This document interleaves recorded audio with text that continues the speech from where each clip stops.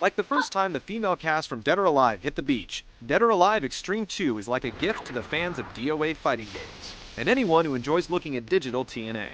After being lured to an island resort by a scheming pervert named Zach, the girls find themselves with nothing to do but enjoy a bit of vacay. Volleyball, jet skiing, and pool sports await, and players will have plenty of opportunities to oogle the girls in motion. Maybe even perpetual motion. If only they could invent chewing gum that lasts that long. It's a tempting invitation for players looking for a bit of eye candy, but is there some hidden catch they didn't mention on the brochure?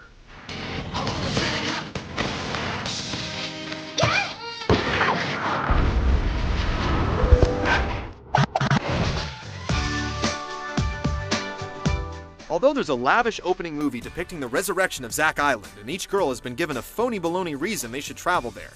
Sorry, Kasumi, your long-lost amnesiac brother really isn't here. Here's the real story of Xtreme 2. There are a lot of pretty girls on the island. Look at the pretty girls.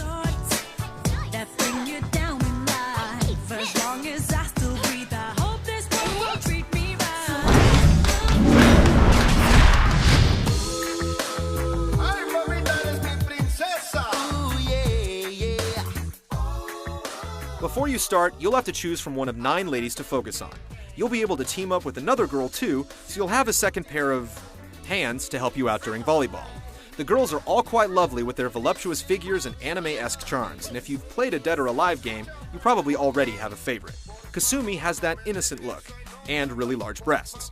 Tina is a Texas girl with a rebel disposition, and really large breasts. Christy is a cold, calculating assassin with an icy demeanor, and you get the picture.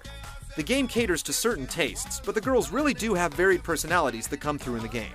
There are a number of different activities to check out. Jet skiing and volleyball are definitely the main events, but you're free to spend your time on other diversions. You've got pool hopping, tug of war, beach flags, a water slide, and the epically named butt battle.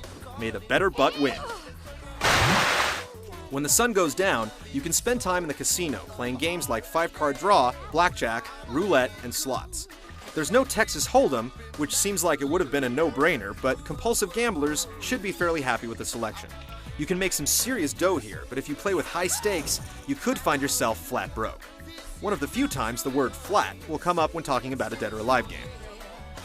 You'll definitely need the money. There are a lot of different swimsuits to try on, over 300 total, and the skimpier they are, the bigger the price tag. There are a ton of accessories too, hats, sunglasses, sandals, hair ribbons, you name it. Shopping is a huge part of the experience. Besides filling out your character's wardrobe, you can buy items to use, like suntan lotion, or purchase different volleyballs and an armada of different jet skis to race in the marina.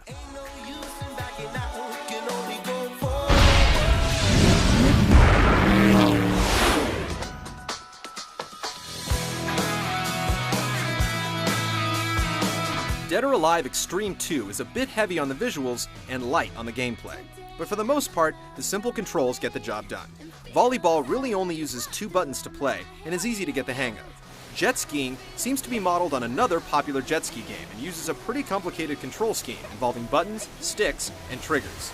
The other games tend to be very simple, using face buttons or the left analog stick exclusively. Winning at beach flags is as simple as mashing the heck out of a single button and then mashing a second button to leap for the flag at the last second. Surprisingly, you'll be doing a lot of work while the girls are on vacation. You'll have the morning, afternoon, and evening to pick an activity and bank some cash. It can take a lot of repetition to build up enough money to buy that barely there swimsuit, gain the gift-wrapped goods to woo a potential partner, or accomplish just about anything. Again, further highlighting the game's focus, volleyball and jet skiing are the most lucrative options. Performing well in any activity will make you some money, so if you think you're God's gift to butt battling, you have the freedom to pursue your dream. In DOA X2, there's playing the game, and then there's playing the game. If you're not feeling up to the competitive beach activities, you can choose the relax option, leaving you free to play cameraman and put the camera exactly where you want it, with some limitations. You'll probably feel weird if someone catches you in the act of digital voyeurism, but it's still disappointing that you only have an extremely short time to look at the girls before the screen goes black and you're back at the menu. You can get around this if you put in enough playtime, but if you really want to perv out, which is probably one of the few reasons to pick up this game, you'll have to sink in an obscene amount of time into it first. I did it! Speaking of menus, it's disappointing how much of the game feels like a dull computer program.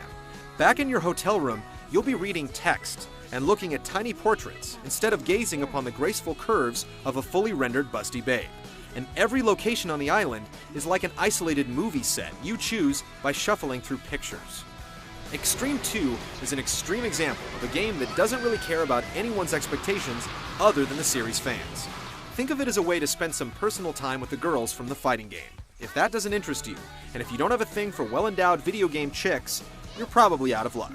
There are some improvements over the first game, English voices for the girls, Let me stay here just a bit longer. the way each character's personality comes out in her poker strategy, and more stuff to do in general. The game isn't necessarily bad, but if you're not bringing your own fantasies to the table, you'll probably want to spend your vacation somewhere else.